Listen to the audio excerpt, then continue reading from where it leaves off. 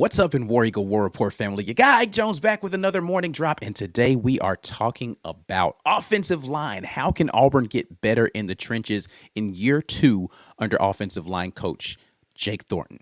Let's talk about it. Y'all know how we do right here, War Report style. Let's drop it on them.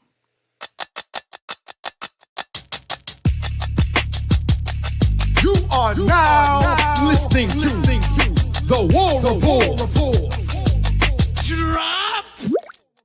Morning drop. It's your guy Ike Jones here on March the 12th, Tuesday morning, talking a little more Auburn football. Hopefully everybody is going to be having a great day today, and we're going to be talking about what they call the big uglies up front. Let's talk about this offensive line room, and it's a room that performed pretty well last year. I don't think that it definitely has some room to improve, but I think it wasn't the biggest issue for Auburn wasn't the offensive line, but there are some places that Auburn can definitely improve in the offensive line. But let's talk about it. Coach Jake Thornton coming into his second season as the offensive line coach, able to kind of revitalize a room that had really been kind of overlooked in the last few coaching staffs. So Coach Hugh Freeze and company doing a good job of replenishing the trenches and focusing on ways to get better up front. Before we get too far into the conversation, please do me the necessary and share the content out there with somebody so that they know we're in here having this great conversation today. And if you haven't subscribed to the channel, go ahead and click that subscribe button and turn your notification bells on for those of you who are subscribed so you know when our content is dropping, because we are constantly giving you guys new and fresh content out here with the War Report. Let's begin our conversation talking about the people who are no longer here going into the spring and talk about the departures for the offensive line unit. First and foremost, let's start that conversation with the most senior member. I mean, I know it's not number one on this list right here, but Cam Stutz, gone from this team, really high-performing person in his senior season, someone who I don't think going into the year a lot of people thought was going to be as good as he tended to be during the season, but really one of the better performers on the offensive line and noticeably different unit when he wasn't in there. But Cam Stutz going to be missed, the more senior person there. But starting with another senior guy who's gone and didn't lose anybody to the transfer portal this offseason, which is great. And I didn't, and I'll apologize in advance to the young men who are on this team that are walk-ons. They're not going to be a part of this list as we get into some of these names. So I apologize in advance for not shouting them out as far as putting them on the list, but I will call your name out when we get to the people who are still here. But again, apologizing in advance for that. But Jalil Irvin, the graduate there, 43 snaps.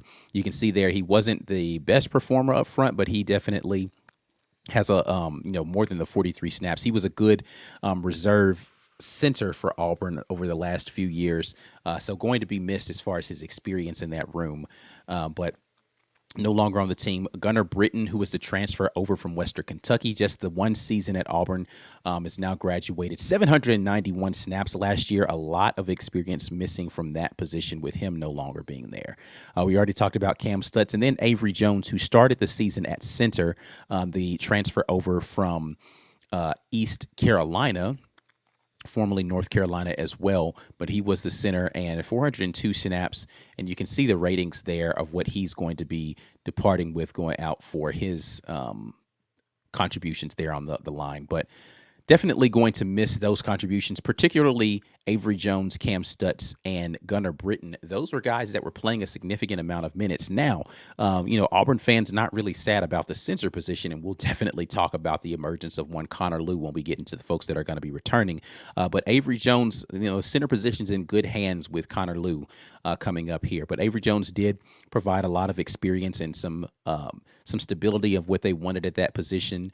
And so he's going to be missed. But I think, again, the guys you're going to miss the most up front are going to be Cam Stutz and Gunnar Britton, your two guards. And that's where they primarily played last season, were at the guard positions. Your two guards right there to the left and the right of Gunnar Britton, of Connor Lew or Avery Jones, whichever those spots you really want to say. But they are going to be sorely missed. The most snaps other than Dylan Wade along that offensive line, but a lot of snaps going out of the door with those two guys. And those are going to be two of the places that Auburn's going to have to figure out how are they going to replace the productivity, and the leadership that was brought from those young men up front. So going to be, we talk a lot about the quarterback competition. The competition for the offensive guards is going to be one that you're going to want to take a close look at. So when you're talking about that competition, let's look at the guys who are potentially going to be stepping into that spot as the returners in those spots. So when you look at the offensive line, we'll start it with Dylan Wade, who's going to be a senior coming up this season. He had the most snaps of any offensive lineman last season and performed well, particularly in pass blocking. Not the best run blocker, but definitely did well in his run blocking assignments. Well, really, he was average, right? Like it wasn't anything particularly great, but wasn't anything bad. Dylan Wade. Now, a lot of people will look at Dylan Wade and say at a pro level, he's undersized for a tackle, which is where he played every snap last season for Auburn, and look at the potential of kicking him into one of those guard spots. So that's something that I'll be trying to get confirmation on during this spring camp, whether or not Dylan Wade is going to be moving over there, or if they want to try to solidify him at one of the tackle spots because he's been playing there his entire collegiate career. And are they just going to go with someone who by the numbers looks a little undersized to be out there, or are they going to slide him inside so they keep more people with more experience, best five guys, and try to just get them into a different spot? That's going to be an interesting thing to look at. Tate Johnson last year came into last spring getting a lot of praise from the coaching staff, particularly Coach Hugh Freeze, about his leadership and what he was providing up front. Did not get an opportunity to see a lot of that because Tate Johnson, who has been on this team for a few years now, has struggled with injuries every offseason, so it's hampered his ability to get on the field more consistently during the season. You'll remember Coach Harson's second year, he was starting at center and then ended up with an injury early in the season, and you never really saw him get back to form there. But he's a guy I think that plays better at one of the guard positions, so he will factor into that race, and you can see there what he looked like, and all these numbers courtesy of the pass blocking and run blocking grades, of course, coming from PFS, Pro Football Focus. Braden Joyner, the redshirt freshman, if anybody has been a member here for a while and watched last year when we did the updates on the true freshmen that were coming in that class, you saw how really I was a fan of what Braden Joyner was putting out there on his film. I'm looking forward to seeing what he's going to do in his redshirt freshman season. He didn't get a spring last year, so coming in and having a spring this time, getting an opportunity to really get into that weight program and figure out, he was a guy who didn't dress out for many games last year, so he was kind of sitting on the sidelines watching. I'm looking forward to seeing what the progress in year two is going to be for that young man. E.J. Harris coming up on his redshirt sophomore season, played slim last year, really was kind of in a reserve duty. So looking to see how he progresses with that. He's another guy that could be in that interior offensive line for Auburn.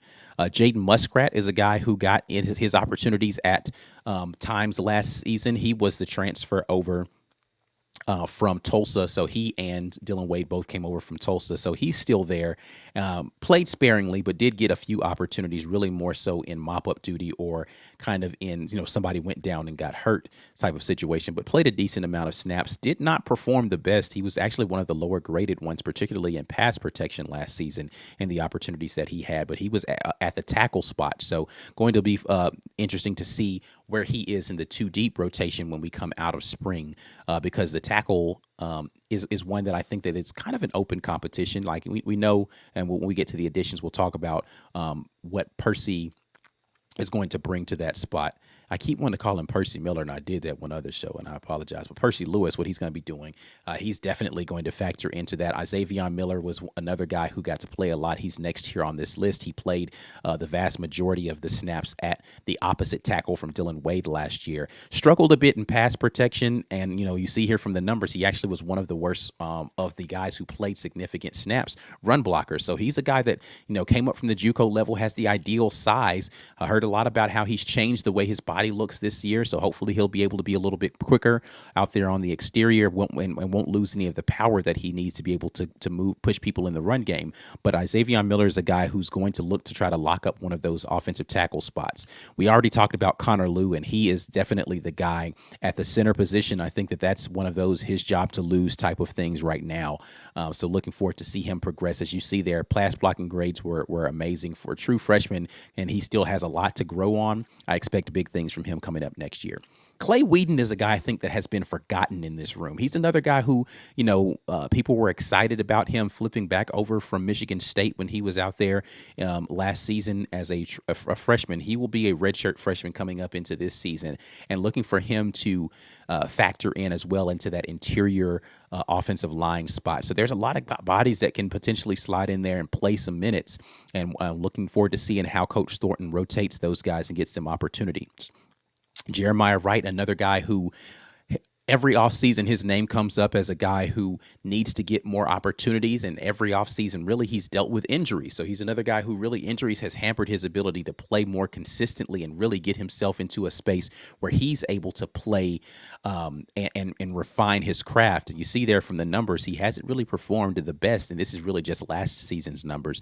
But he did get his opportunities, and I love the ferocity in which he attacks the position. So another guy there on the interior offensive line. I've said this about 4 or 5 different guys already, who's going to be a factor in this race and probably has a leg up on some of the other ones from a seniority and just tenacity standpoint. And then you have Tyler Johnson. I think it's kind of a dark horse here at one of those tackle positions. Again, a guy who hasn't played a lot of snaps. A lot of Auburn fans probably don't know a lot about him, but I think he is going to be someone that's going to be pushing Xavion Miller for one of those tackle spots and potentially will give the coaches some confidence along with Dylan Cinda that they can push Dylan Wade into one of the, Jaden Muskrat, not Dylan Cinda, because Dylan Cinda actually plays interior offensive line. He's more of a center/guard, but along with Jaden Muskrat. So when you look at the tackles, potentially if you have Tyler Johnson out there, you can look at Xavion Miller, Jaden Muskrat, who I just mentioned, as well as Percy Lewis as guys that can go there. And then you'd have some other guys who we haven't talked about that have come into that room, but we will get over into those. But again, I'm looking forward to seeing how all of these young men factor into this race. This is probably one of the more intriguing battles for position groups that are out there that is not being talked about a lot, and that's the interior offensive line. And really, where is Dylan Wade going to factor into this, and how are people going to be able, because if Dylan Wade slides in there to one of your interior spots, that's pretty much locking up one of those spots. You only have one other spot that's going to be available, and there are some guys who are really primed to go in there and take that. And I would not count out a name like Braden Joyner in this. I would not count out Clay Whedon in this, even though you have Jeremiah Wright sitting right there, and I think he's got the inside track on that other spot. So looking forward to seeing how that happens with those guys. Really quickly, just want to give you a quick word from our sponsor today before we get over into the additions on the offensive line. And of course, the Morning Drop is brought to you by The Rogue Shop, where you can get over to America's #1 online dispensary, sleep, stress, pain relief, anxiety, all of those things. You can get something there for you at The Rogue Shop. Make sure you head over there using code RAPPORT. That lets them tell you the Ward Report sent you. And we appreciate you guys for sponsoring that, and appreciate those of you who are continuing to patronize the folks that sponsor us.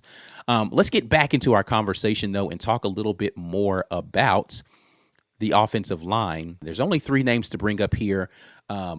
Transferring in Percy Lewis, I mentioned him already from Mississippi State. I mean, listen, you can go ahead and pencil him in as having the job to lose out there at one of those tackle positions.